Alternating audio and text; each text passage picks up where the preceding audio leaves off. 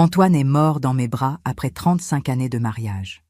Je revois encore sa respiration faible, ses yeux qui tentèrent de rester ouverts, sa main qui cherchait la mienne comme si ce simple contact pouvait le retenir sur terre.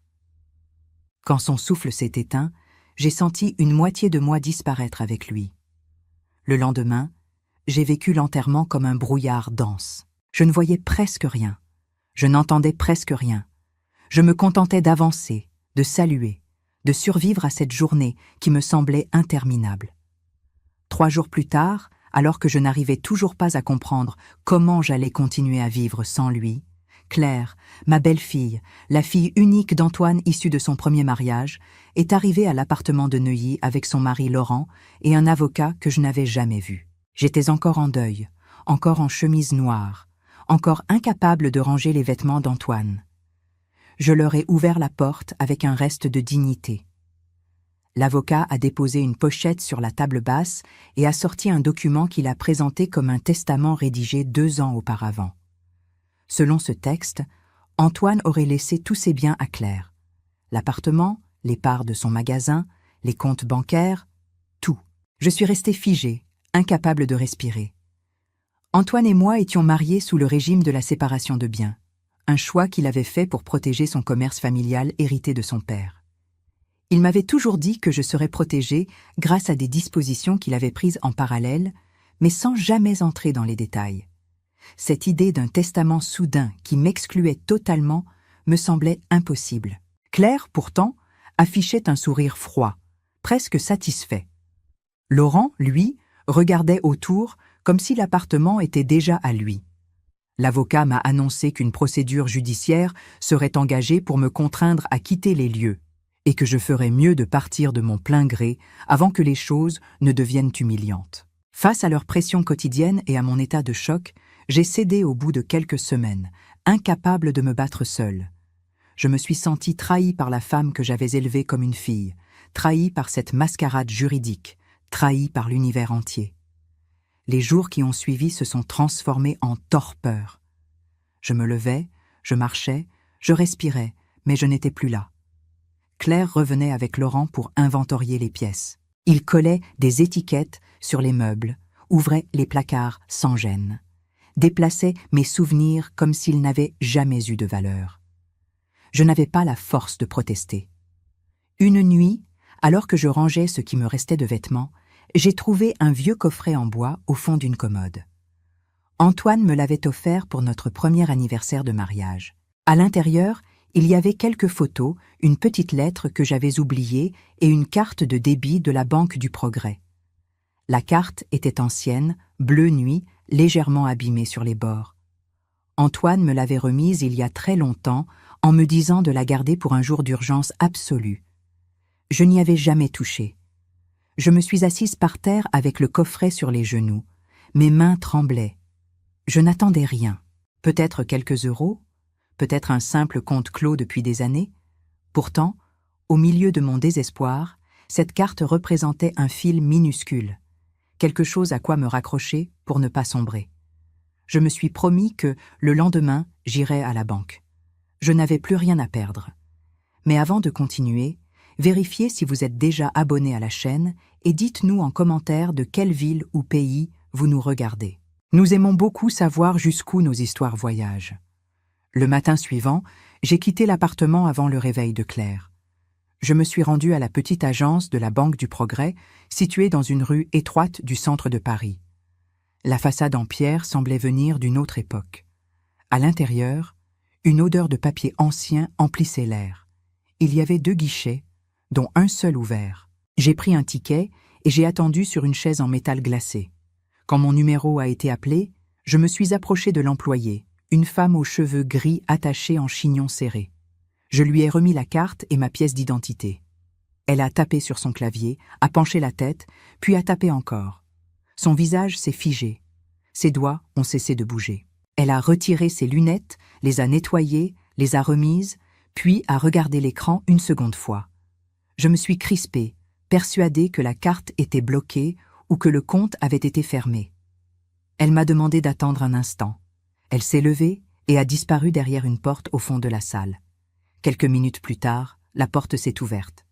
Un homme en costume sombre est sorti presque en courant. Il avait le visage pâle, les yeux écarquillés, et tenait une feuille imprimée d'une main tremblante. Il s'est approché de moi. « Madame Martin ?» a-t-il demandé d'une voix basse. J'ai hoché la tête, incapable de parler. « Je suis Philippe Caron, le directeur de l'agence. Je vous prie de me suivre dans mon bureau. Nous devons parler en privé. » Et c'est à ce moment précis que ma vie a commencé à basculer. Philippe m'a conduite jusqu'à un petit bureau où la lumière tamisée contrastait avec la violence de mes émotions. Je me suis assise sans sentir le poids de mon corps, comme si tout ce qui m'entourait n'avait plus de consistance. Il a fermé la porte derrière lui avec une lenteur presque solennelle, puis il a pris place en face de moi. Son visage était tendu, comme si lui-même ne savait pas comment annoncer ce qui allait suivre. Il a allumé son ordinateur, l'a tourné légèrement dans ma direction et a posé ses mains sur le bureau. Il m'a expliqué que cette carte venait d'un compte ouvert par Antoine plus de 20 ans auparavant, uniquement à mon nom. Le compte possédait des clauses de nécessité, un mécanisme juridique rare qui permettait de geler les fonds tant que la titulaire disposait d'autres ressources. Ce système, selon lui, avait été mis en place par un notaire et validé par les services internes de la banque, conformément au droit français. Philippe a ajouté que le compte n'avait été activé que lorsque la banque avait détecté que je n'avais plus aucune ressource financière depuis la fermeture de mes comptes conjoints, ce que Claire avait orchestré en silence. J'ai senti ma gorge se serrer. Quand Philippe a tourné l'écran vers moi, j'ai cru que ma vue se brouillait. Sur la ligne affichée, il y avait plus de 17 400 000 €. Je suis restée immobile, incapable de bouger, comme si chaque battement de mon cœur avait été suspendu. Je n'arrivais pas à comprendre comment une telle somme avait pu s'accumuler. Philippe, voyant ma confusion, m'a expliqué qu'Antoine avait hérité de son père, dans les années 80, plusieurs terrains en banlieue parisienne qui ne valaient presque rien à l'époque. Avec le temps et l'expansion urbaine, ces terrains étaient devenus des emplacements stratégiques. Antoine les avait vendus progressivement et réinvesti les bénéfices dans l'immobilier locatif et dans des participations minoritaires dans des entreprises locales. Sa boutique de bricolage n'était que la partie visible d'un patrimoine bien plus vaste qu'il avait bâti en silence. Philippe, voyant mon désarroi, m'a tendu une enveloppe jaunie. Cette enveloppe, m'a-t-il expliqué, avait été laissée à la banque par Antoine lui-même, accompagnée d'instructions précises. Elle ne devait m'être remise que le jour où ce compte serait consulté. J'ai pris l'enveloppe avec des mains tremblantes. L'écriture d'Antoine sur le papier m'a frappé en plein cœur. Je l'ai ouverte sans réfléchir. À l'intérieur se trouvait une lettre longue, écrite à la main, dont les premiers mots m'ont arraché une larme. Antoine racontait qu'il avait toujours perçu la froideur de Claire, malgré mes efforts pour la défendre. Il disait avoir compris très tôt que Laurent n'était pas digne de confiance. Il décrivait leur mépris silencieux, leur regard calculé, et la manière dont ils semblaient observer notre vie comme un patrimoine futur à dépecer. Antoine m'expliquait qu'il n'avait pas voulu m'inquiéter et que, pour cette raison, il avait commencé à investir discrètement.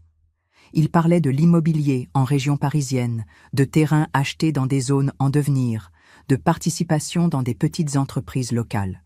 Tout cela avait progressivement constitué une holding à mon nom, Martin Patrimoine. Je sentais mes mains devenir moites. Antoine, sans rien dire, avait bâti une véritable forteresse financière. À la fin de la lettre, il écrivait qu'il ne voulait pas que je découvre cet argent tant que j'aurais autre chose pour vivre, car il savait que je serais toujours trop généreuse avec Claire. Il voulait que je sois protégée, même contre moi-même. Quand j'ai terminé la lettre, mes larmes coulaient librement. Philippe m'a alors montré sur son écran un résumé du patrimoine total. La somme approchait 45 millions d'euros. J'ai eu l'impression de chuter dans le vide. Je ne me souviens pas exactement du trajet jusqu'à l'hôtel où j'ai passé la nuit. Je marchais comme une femme qui ne reconnaît plus son propre reflet. Quand je suis entrée dans la chambre, je me suis assise sur le lit et j'ai relu la lettre une seconde fois, puis une troisième. Chaque phrase semblait éclairer une zone sombre de ma vie. Antoine avait tout vu, tout anticipé, tout protégé. Je suis restée ainsi pendant des heures, le cœur déchiré entre l'immense gratitude et la douleur de son absence. La nuit a été une lutte silencieuse. Une partie de moi voulait disparaître, quitter Paris, commencer une vie simple dans un village lointain où personne ne saurait jamais rien. Une autre partie brûlait de colère, une colère froide, méthodique, alimentée par les humiliations que Claire m'avait infligées. J'ai pensé à ce que j'avais vécu, à ce que j'avais perdu, à ce qu'Antoine m'avait confié. La question revenait sans cesse, fuir ou affronter. Quand le soleil s'est levé, j'avais pris ma décision. Je n'allais pas partir. Je n'allais pas laisser Claire et Laurent détruire ce que j'avais construit avec Antoine. Je devais agir, mais pas seule. Le nom qui m'a été recommandé par Philippe résonnait encore dans ma tête. Maître Hélène Marchand, une avocate redoutée pour sa précision et sa ténacité dans les affaires familiales complexes. J'ai composé son numéro avec une détermination nouvelle. Le jour où elle m'a répondu, ma vie a pris une direction dont je n'avais jamais osé rêver. Quand j'ai rencontré Maître Hélène Marchand pour la première fois, j'ai compris pourquoi sa réputation dépassait les murs de son cabinet du 16e arrondissement. Elle parlait d'une voix calme, posée, presque douce, mais chaque mot semblait peser avec une précision chirurgicale. Elle a écouté mon histoire sans m'interrompre, a pris des notes rapides, puis a refermé son carnet en me disant qu'il n'y avait qu'une seule manière de traiter une affaire comme la mienne. En avançant dans l'ombre et en ne laissant aucune faille. Elle a immédiatement constitué une équipe d'enquêteurs privés, des professionnels spécialisés dans les affaires patrimoniales. Pendant plusieurs semaines, ils ont retourné la vie de Claire et de Laurent comme on retourne une terre avant de semer. Ils ont examiné les comptes bancaires, enquêté sur les sociétés liées à Laurent, interrogé discrètement d'anciens collègues, analysé chaque document fourni avec le prétendu testament. Les résultats n'ont pas tardé à tomber et chaque révélation me coupait un peu plus le souffle. Le testament, présenté comme un acte notarié, n'était qu'une imitation maladroite. La signature d'Antoine n'était pas la sienne. Les empreintes de stylo ne correspondaient pas, l'alignement du texte trahissait des modifications numériques, et le cachet du notaire était une reproduction informatique. 2 experts en graphologie ont rédigé des rapports détaillés concluant à une falsification manifeste, ce qui constitue en France un délit grave pouvant entraîner des poursuites pénales. Pire encore, l'avocat qui avait présenté le document comme authentique n'était pas un inconnu pour les services disciplinaires de l'Ordre des avocats de Paris. Déjà sanctionné par le passé pour manquement à la déontologie, il était, selon les enquêteurs, le beau-frère de Laurent. Tout devenait évident. Antoine n'avait jamais signé ce papier.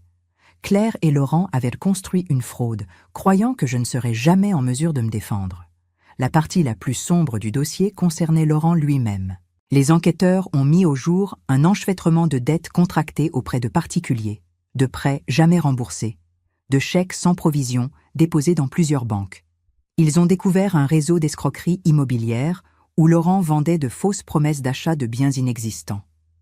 Il avait même été signalé dans 2 commissariats, mais aucune affaire n'avait encore abouti par manque de preuves solides. Grâce au travail minutieux de l'équipe, les preuves étaient désormais irréfutables. Une fois le dossier complet, Maître Marchand est entrée en action. Elle a déposé auprès du tribunal judiciaire de Paris une demande officielle de nullité du testament accompagnée de l'ensemble des preuves. L'audience a été fixée à une date étonnamment rapide, en raison de la nature urgente de la situation.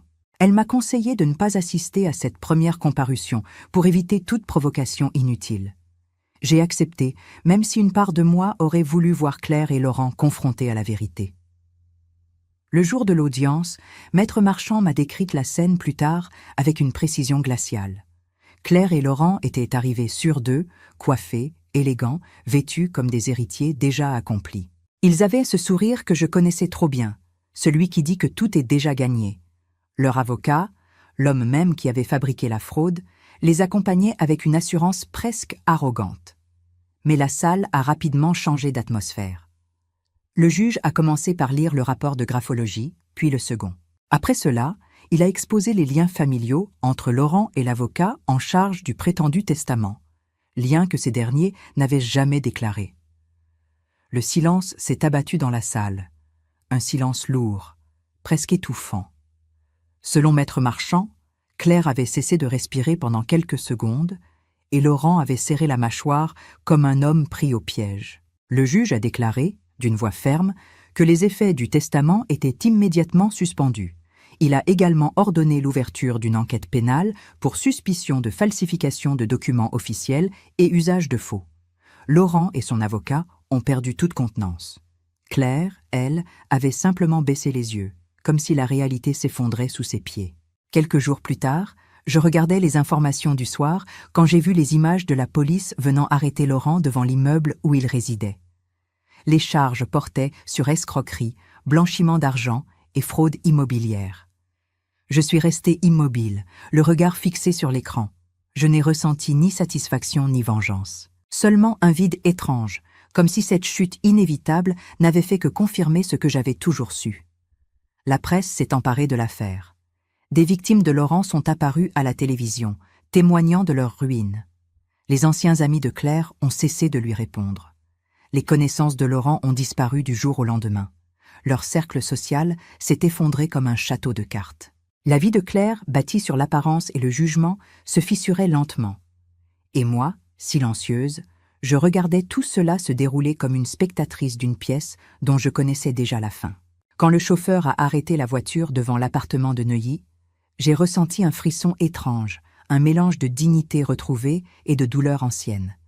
J'étais vêtue d'un tailleur gris anthracite, mes cheveux soigneusement coiffés, mon regard ferme. Je voulais que chaque geste affirme ce que j'étais devenue, et surtout ce que je n'étais plus.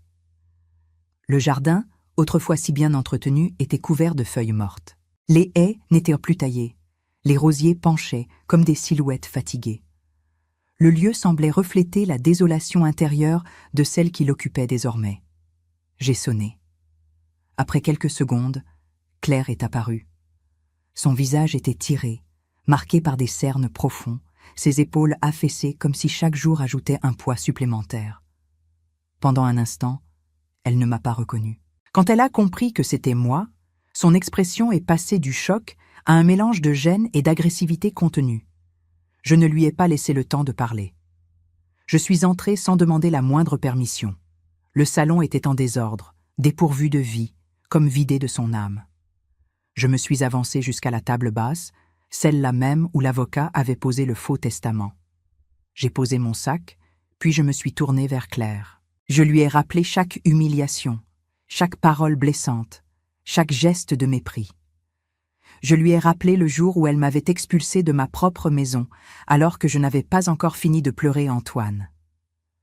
Je lui ai rappelé le mot qu'elle avait utilisé pour me décrire, celui qui m'avait brûlé le cœur. Opportuniste. Elle a voulu interrompre, dire que Laurent l'avait manipulée, que tout n'était pas de sa faute. Je lui ai coupé la parole d'un simple mouvement de la main. Je lui ai dit que Laurent n'avait pas tenu le stylo à sa place lorsqu'elle avait signé des documents illégaux. Je lui ai dit que Laurent n'avait pas planté la cruauté dans son regard chaque fois qu'elle me voyait. Je lui ai dit que Laurent n'avait pas exigé que je parte avec uniquement mes vêtements, comme si je n'avais jamais fait partie de cette maison. Elle a baissé les yeux. Pour la première fois, j'ai vu en elle non pas de la froideur, mais une forme de lassitude profonde, presque de honte. Alors j'ai posé sur la table 2 dossiers soigneusement organisés. Dans le premier, il y avait une copie de l'extrait de compte montrant les 17 400 000 € déposés sur mon compte de la Banque du Progrès. Dans le second, la liste détaillée des actifs de Martin Patrimoine. Immeubles à Boulogne, parts dans des sociétés de Montreuil, terrain en Normandie. Je n'ai rien dit. Je lui ai simplement indiqué de regarder. Elle a pris les documents d'une main tremblante. Je l'ai observé lire les chiffres, les lignes, les adresses. Quand elle a compris l'ampleur réelle de ce que son père avait préparé pour moi, sa peau est devenue presque translucide. Elle n'arrivait plus à respirer normalement. Elle s'est affaissée dans le fauteuil, incapable de détacher ses yeux du patrimoine que, dans un autre scénario, elle aurait partagé. Je lui ai expliqué calmement qu'à l'origine, Antoine souhaitait diviser son héritage en 2 parts égales. Je lui ai dit que si elle m'avait traité avec respect, cette fortune aurait été aussi la sienne. Mais Antoine avait observé ses attitudes, ses choix, ses rancœurs. Il avait décidé qu'elle ne devait pas mettre la main sur ce qu'il destinait à ma sécurité. Je lui ai dit que je n'avais jamais cherché à prendre sa place, mais que c'était elle qui avait choisi de me transformer en ennemi. Elle n'a pas répondu. Ses yeux étaient perdus dans le vide, comme si son univers entier venait de s'effondrer. Je me suis levée et je lui ai annoncé, d'une voix calme mais ferme, que les avocats avaient officialisé la restitution de l'appartement. Je lui ai expliqué qu'une procédure d'expulsion serait lancée si elle ne partait pas d'elle-même, mais que je lui laissais un délai raisonnable de 3 mois pour trouver une solution, ce qui était bien plus de considération qu'elle ne m'en avait accordé. Je lui ai dit que je n'avais aucune intention de la jeter à la rue ce jour même, que malgré tout ce qu'elle avait fait, je préférais agir avec une justice que personne ne pourrait contester. Le reste serait traité par les cabinets juridiques. Je suis sortie sans me retourner. Une fois dehors, l'air frais m'a donné la sensation d'un nouveau départ. 6 mois plus tard, après avoir finalisé toutes les démarches administratives et trouvé un acheteur sérieux, j'ai vendu l'appartement de Neuilly. Je n'avais aucune envie de revenir y vivre, car chaque mur me rappelait autant de bonheur que de douleur. Le produit de la vente a servi à fonder une organisation au nom d'Antoine, destinée à aider des veuves précarisées, afin que d'autres femmes ne connaissent jamais l'abandon que j'avais frôlé. Je me suis installée dans un appartement lumineux du 15e arrondissement. J'ai pris en main la gestion de Martin Patrimoine, découvrant une force et une clairvoyance que je ne me connaissais pas. Chaque matin, en ouvrant les dossiers laissés par Antoine, j'avais l'impression de continuer à marcher à ses côtés. Et pour la première fois depuis longtemps, je n'avais plus peur de l'avenir. 6 mois après mon retour à Neuilly, alors que je pensais enfin retrouver une forme d'équilibre, j'ai reçu un appel du service des urgences psychiatriques d'un hôpital parisien. La voix au téléphone était calme, presque mécanique, mais les mots qu'elle prononçait étaient d'une violence sourde. Claire avait tenté de mettre fin à ses jours. Elle avait été trouvée inanimée dans son appartement provisoire, transportée d'urgence, stabilisée, puis placée en observation. Je suis restée figée quelques secondes, la main crispée sur le combiné, incapable de comprendre comment la haine que j'avais nourrie un temps pouvait céder place aussi brusquement à une inquiétude viscérale. J'ai remercié la voix et j'ai pris un taxi sans réfléchir. Quand je suis entrée dans la chambre blanche, j'ai eu du mal à reconnaître Claire. Elle était allongée, les poignets soigneusement bandés, le visage pâle, creusé par une fatigue profonde. Ses yeux vides fixaient un point invisible sur le mur. Elle m'a vue, et quelque chose en elle a vacillé, une fragilité que je n'avais jamais soupçonnée. Pendant un long moment, aucun mot n'a été prononcé. Je me suis assise sur la chaise à côté d'elle. Elle a cligné des yeux, puis sa voix, un souffle à peine audible, a traversé l'air. Elle m'a demandé pourquoi j'étais venue. C'était la première fois, en plus de 35 années, qu'elle m'adressait une question sans agressivité, sans mépris, sans cette distance glacée qu'elle avait érigée entre nous depuis l'enfance.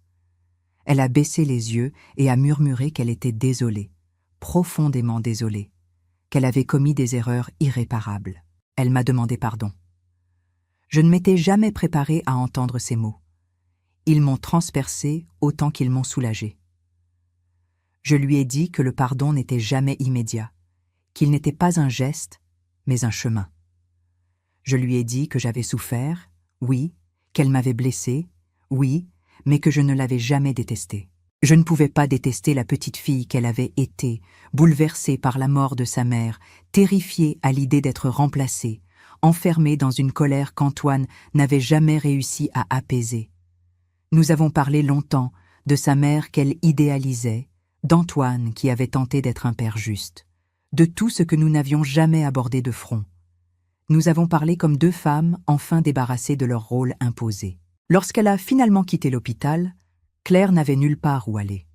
Son ancien appartement avait été saisi pour rembourser des dettes contractées avec Laurent, et elle ne possédait plus rien. Je savais que je pouvais tourner le dos, affirmer que chacun devait assumer les conséquences de ses actes. Pourtant, en la voyant sortir du bâtiment avec un sac plastique contenant quelques vêtements, j'ai compris que je devais agir avec fermeté, mais aussi avec dignité. J'ai loué pour elle un petit appartement modeste dans une commune plus simple, loin des quartiers prestigieux qu'elle avait autrefois fréquentés. Un 2 pièces propre, lumineux, mais sans luxe. Je lui ai payé 6 mois de loyer d'avance, non pas comme un cadeau, mais comme un emprunt qu'elle devrait me rembourser.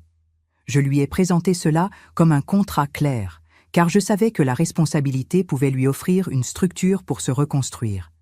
Elle n'a pas discuté. Elle a accepté. Je l'ai encouragée à trouver un travail simple, quelque chose qui ne dépendrait plus de l'argent des autres, quelque chose qui lui permettrait de sentir, peut-être pour la première fois de sa vie, la solidité d'une base personnelle. Je lui ai également insisté sur l'importance d'une thérapie continue. Le service psychiatrique avait recommandé un suivi régulier et j'ai soutenu cette direction. Elle a suivi mon conseil sans résister. Les premiers mois ont été difficiles. Elle travaillait dans une petite boutique de vêtements, debout toute la journée, habituée autrefois à un confort bien différent. Pourtant, elle ne s'est jamais plainte. Chaque mois, elle me versait une petite somme pour rembourser l'emprunt. 5% ici, 3% là, des montants presque symboliques, mais réguliers, sérieux, constants. Notre relation a commencé à changer. Elle n'était plus une guerre ouverte, mais pas non plus une réconciliation magique. C'était quelque chose d'indéfinissable, un espace fragile où nous apprenions à exister autrement. Elle m'invitait parfois pour un café. Moi, parfois, je l'appelais pour prendre de ses nouvelles. Nous marchions sur un fil, mais un fil solide, construit non pas sur l'illusion, mais sur l'expérience, sur la reconnaissance de ce que nous avions été et de ce que nous tentions de devenir. Avec le temps, j'ai cessé de regarder Claire comme la femme qui m'avait jetée dehors. Je la voyais comme une femme brisée qui tentait de se relever. Une femme qui, enfin, regardait sa propre vie en face. Et moi, malgré mes cicatrices, je découvrais que la haine ne suffisait plus. Elle avait été un refuge, un moteur, une protection, mais elle ne pouvait pas construire l'avenir. Et peut-être, sans que je l'aie cherché, c'était là le début d'un autre chapitre, celui où nous apprenions toutes les deux que la justice peut être ferme, mais que la dignité ouvre parfois des portes que la rancune laisse fermer. 3 années se sont écoulées depuis le jour où j'ai poussé la porte de la Banque du Progrès avec un vieux morceau de plastique que je croyais sans valeur. Je me tiens maintenant sur le balcon de mon appartement du 15e arrondissement, à 61 ans, face au toit de Paris baigné par les couleurs chaudes du crépuscule. Le vent léger transporte l'odeur lointaine des boulangeries qui ferment, et je me surprends à penser que je n'ai jamais vu la ville aussi belle. Peut-être parce que, pour la première fois depuis très longtemps, je respire en paix. Martin Patrimoine a grandi. Les investissements d'Antoine, réorganisés et modernisés, ont prospéré. Je me suis formée. J'ai appris à lire des bilans, à anticiper des tendances, à écouter des spécialistes qui me considèrent maintenant comme une interlocutrice sérieuse. Pourtant, malgré la croissance du patrimoine, j'ai compris que l'argent n'était qu'un outil. La vraie richesse se trouvait ailleurs, dans les choix que l'on fait et dans les vies que l'on peut aider à reconstruire. La fondation que j'ai créée en hommage à Antoine a soutenu des centaines de veuves confrontées à la solitude et à l'insécurité financière. Certaines ont retrouvé un emploi, d'autres ont pu se reloger, d'autres encore ont simplement retrouvé un peu de dignité. À chaque lettre de remerciement, j'ai l'impression d'accomplir un fragment du vœu silencieux qu'Antoine avait laissé derrière lui. C'est comme s'il me guidait encore, d'une manière discrète mais constante. Claire, de son côté, a construit une existence nouvelle, loin de la vie d'apparence qu'il avait autrefois envoûtée. Elle travaille désormais comme responsable dans un grand magasin. Ce n'est ni prestigieux, ni luxueux, mais c'est honnête. Elle gère une équipe, prend des décisions, gagne son propre salaire. Un jour, elle est venue chez moi, un peu nerveuse, tenant une enveloppe blanche. Elle m'a remis le dernier chèque destiné à solder l'emprunt que je lui avais accordé 3 ans plus tôt. Lorsque nos doigts se sont touchés, j'ai senti non pas de la gêne, mais une forme de respect que nous n'avions jamais partagée avant. Depuis quelque temps, nous déjeunons ensemble le dimanche. Nous choisissons un petit café, une brasserie de quartier ou simplement mon appartement. Ces moments n'ont rien de spectaculaire. Nous parlons de nos semaines, de petites anecdotes, des fleurs que Claire essaie de faire pousser sur son balcon. Nous ne sommes pas mère et fille, et nous ne le serons probablement jamais, mais nous avons créé quelque chose d'improbable et de précieux. Une famille reconstruite, bancale, mais sincère. Parfois, en fin de journée, je relis la lettre d'Antoine. Les mots me touchent encore, mais la douleur s'est transformée en gratitude. Je parle aussi à sa photo, posée sur ma table de chevet. Je lui raconte mes progrès, mes doutes, mes réussites. Je lui dis que j'ai construit le royaume de paix qu'il avait imaginé pour moi, un royaume sans faste, mais rempli de sens. Je lui dis que je ne l'ai jamais quitté, pas vraiment, car une part de lui vit dans chaque choix que je fais. Ce soir, j'attends Claire pour dîner. Elle m'a prévenu qu'elle passerait après son travail. J'ai préparé du poulet mijoté dans une sauce douce, un plat qu'elle détestait autrefois, quand elle refusait tout ce que je cuisinais par pure fidélité à une mère qu'elle craignait d'oublier. Aujourd'hui, elle en raffole. Je trouve cela presque symbolique, comme si un cycle s'était refermé doucement. Quand j'entends la sonnette, mon cœur se serre légèrement. J'ouvre la porte et je la vois sourire, un sourire simple, débarrassé des masques d'antan. Elle pose son manteau, s'installe dans la cuisine où je termine de remuer la sauce. Elle s'approche, respire l'odeur et dit que cela lui rappelle quelque chose. Puis elle rit. Je lui réponds que certaines saveurs ne changent jamais, même quand la vie nous transforme. Nous nous asseyons, nous partageons le repas, et je réalise que cette scène, si banale en apparence, représente la conclusion d'un chemin que je n'aurais jamais imaginé parcourir. Je pense au vieux coffret, à la carte de débit usée, au courage silencieux d'Antoine. Je comprends que, au fond, il n'avait pas laissé un trésor matériel, mais une invitation. L'invitation à choisir la dignité, à affronter la vérité, à ouvrir des portes que je ne savais même pas exister. Dans mes pires nuits, je croyais que tout était perdu. Pourtant, la solution avait toujours été là, dissimulée dans un tiroir oublié, prête à surgir lorsque j'aurais enfin le courage de l'utiliser. Cette porte, Antoine l'avait placée pour moi, et je l'ai franchie. Je lève mon verre discrètement, en silence, en direction de la mémoire d'Antoine, et je murmure « Merci. Merci pour la prévoyance, merci pour l'amour, merci pour la paix retrouvée. » Si cette histoire a touché votre cœur, répondez ici dans les commentaires. À ma place, qu'auriez-vous fait? N'oubliez pas de regarder la prochaine vidéo qui apparaît sur votre écran. Elle apporte un rebondissement surprenant et émouvant qui vous captivera du début à la fin.